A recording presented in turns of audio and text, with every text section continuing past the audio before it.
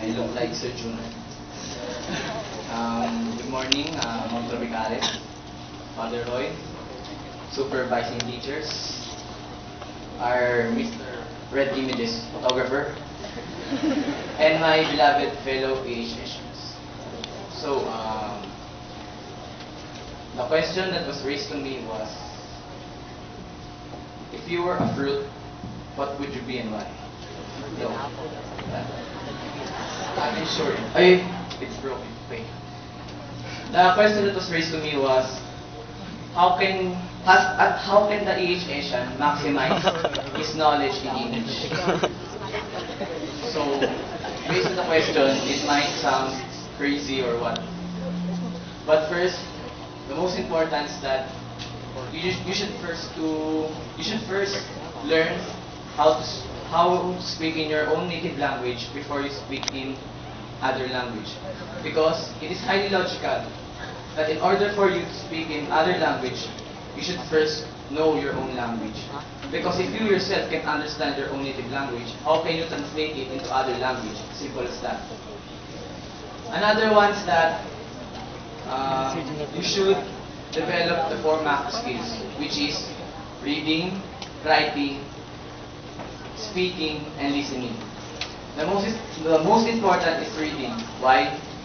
Because you should first familiarize yourself in alphabets, and then slowly you'll form words.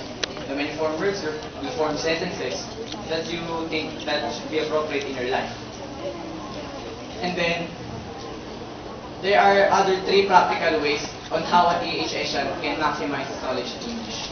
Number one is to read books or watch foreign films. Some of you might say, "Oh, reading books is just a waste of time. I'd rather play computer, Facebook, blah blah blah," like that. But no, reading books can increase your vocabulary, and watching foreign films can increase your diction and your pronunciation. That's one. Number two, have an English day or English session with your friend, classmate, or family. Through that way, we can easily practice our diction, our speech, and our way of saying, and we can sound like professionals. Yes. And the last one is to teach other people. You might be asking, is it our responsibility to teach other people? My answer is yes. Because as an EHSian, one of our core values is responsibility.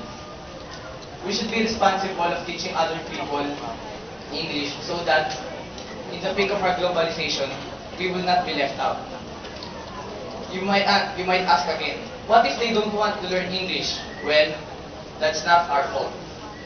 Because I want to elaborate this because a lot of you have a misconception of this.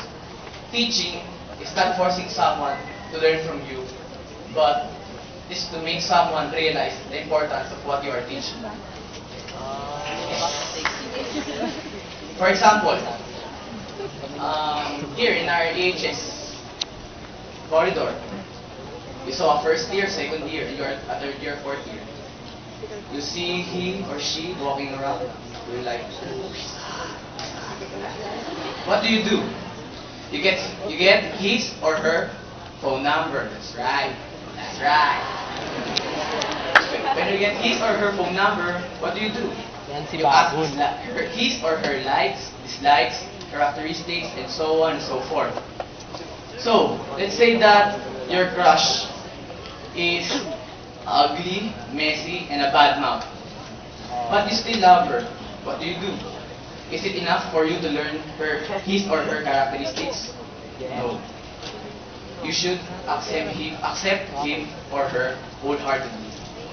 Just like English.